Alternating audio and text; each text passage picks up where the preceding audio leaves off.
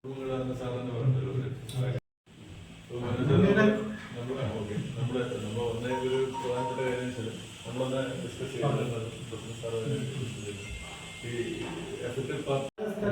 പലവരും ഉണ്ടാകും, നമുക്കറിയില്ല. ഒരു പഞ്ചായത്തിലായിരിക്കില്ല. ചിലപ്പോൾ കിട്ടുന്ന നമുക്കൊരു ചൂണ്ട നൽകി കഴിഞ്ഞാൽ നമുക്ക് മീൻ പിടിക്കാൻ എളുപ്പമാണ്. നമ്മൾ മീൻ വാങ്ങിച്ച് കൊടുത്തു കഴിഞ്ഞാൽ ആ സമയത്ത് തീരുവ. അപ്പൊ ആ ഒരു ഉദ്യമമാണിത്. നമുക്ക് സേട്ട് ഒരു 6 ലക്ഷത്തിന്റെ താഴെ ഇപ്പൊ ഉണ്ട്. ഇനി അത് വേണമെങ്കിൽ നമുക്ക് ഒന്നുകൂടെ ആഹ്വാനം ചെയ്താൽ ഇത്ര ആൾക്കാരുണ്ടെന്ന് പറഞ്ഞു കഴിഞ്ഞാൽ നമുക്ക് അതും റിക്വസ്റ്റ് ചെയ്യാം. അതാണ് ഉദ്ദേശം. ഇവിടെ കളക്ടർ മുഖാന്തരം അത് പറ്റുമെങ്കിൽ നമ്മൾ എറണാകുളം ജില്ലാ കളക്ടർ മുഖാന്തരമാണ് നമ്മൾ ഡീൽ ചെയ്യുന്നത്. ഇവിടുത്തെ കളക്ടറായിട്ട് സംസാരിച്ചിട്ട് അപ്പോൾ ഒന്ന് കാണണമെന്നുണ്ടായിരുന്നത് എൻ്റെ മനസ്സിൽ. ഇപ്പോൾ വരുമ്പോൾ ടൗൺഷിപ്പ് ഒന്ന് വിസിറ്റ് ചെയ്യണം. ഈ 2 ഉദ്യോഗമാണ്. നമുക്ക് എന്തായാലും ഫണ്ട് ഒരു 7 ലക്ഷം രൂപ നമുക്ക് എടുക്കാൻ പറ്റും. അത് മലപ്പുറം എറണാകുളം കൂടി 7 ലക്ഷം രൂപ എടുക്കാം. അത് പിന്നെ കണ്ണൂർ കൂടി നമ്മൾ കൂടിച്ചേർക്കണമെങ്കിൽ അത്ര മുകളിൽ പോകും. അതെന്തായാലും 12-ാം തീയതിക്കുള്ളിൽ 12-ാം തീയതി ഒരു മീറ്റിംഗ് ഉണ്ട്.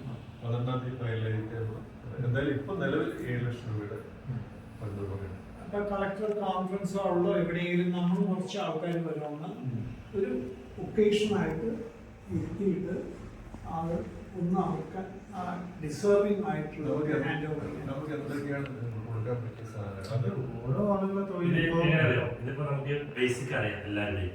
ഇതിപ്പോ ആയിരക്കണക്കിന് ആളുകൾ പെട്ടെങ്കിലും കുടുംബം 500, 600, 700 കുടുംബമുണ്ട്.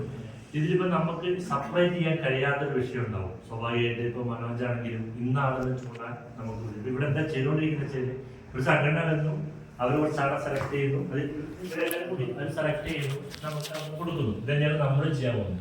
അപ്പൊ നമ്മൾ ആദ്യം തീരുമാനിക്കാൻ പറയാം നമ്മൾ എന്ത് കൊടുക്കുന്നു. അത് ഇദ്ദേഹത്തിന് എളുപ്പമായിരിക്കും.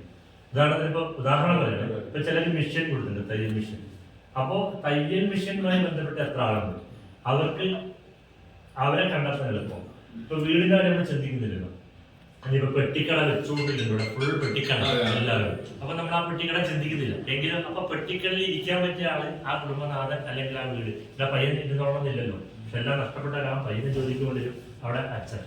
എന്ന് പറഞ്ഞ പോലെ നമ്മളെ മനസ്സിൽ നമ്മളിത് എങ്ങനെയാണ് 10 ആൾക്കേ കൊടുക്കുന്നുണ്ടെങ്കിൽ ആ 10 ആൾക്ക് 1 ലക്ഷം വെച്ച് കൊടുക്കും. നമ്മൾ 8 ആണെങ്കിൽ 1 ലക്ഷം വെച്ചിട്ട്, അല്ലാണ്ട് ജീവനോപാധി എന്ന് പറയുമ്പോൾ 50,000 25,000 കൊടുത്തിട്ട് കാര്യമില്ല. അപ്പോൾ മനോജിന് എളുപ്പം എന്തായിരിക്കും വെച്ചാൽ നമ്മളൊരു 8 ആളെ സെലക്ട് ചെയ്യാൻ പറയാം. അപ്പൊ നമ്മൾ ഒരാൾക്ക് 1 ലക്ഷം വെച്ച് കൊടുക്കാൻ ഉദ്ദേശിക്കുന്നു. അതിന്റെ ജീവനോപാധി അവർ കണ്ടെത്തുകയോ നമ്മൾ കണ്ടെത്തി കൊടുക്കുകയോ ചെയ്യുന്ന ഇപ്പോ ലാസ്റ്റ് ഞാൻ കഴിഞ്ഞ ആഴ്ചയിൽ നമ്മൾ ചെയ്തത് ഇതുപോലെ നിറയെ കേസ് വരുന്നു.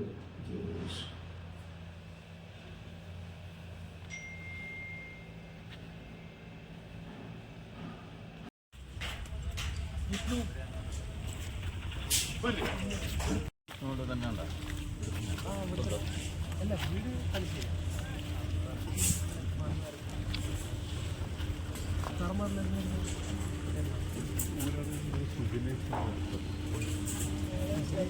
ഇവിടെ ഇല്ല